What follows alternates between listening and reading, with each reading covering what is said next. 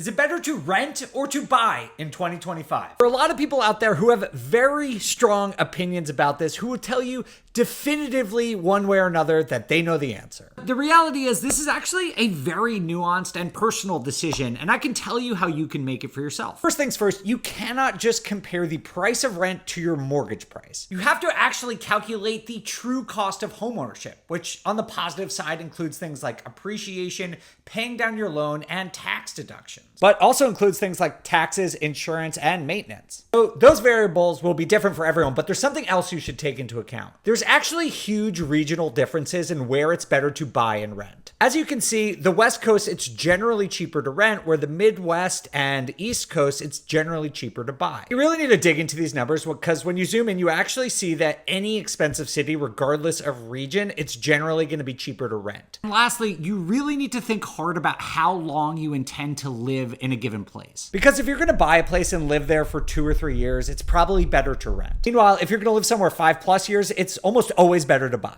So don't listen to any news or headlines that are trying to generalize this decision. Do the calculations and figure it out for yourself.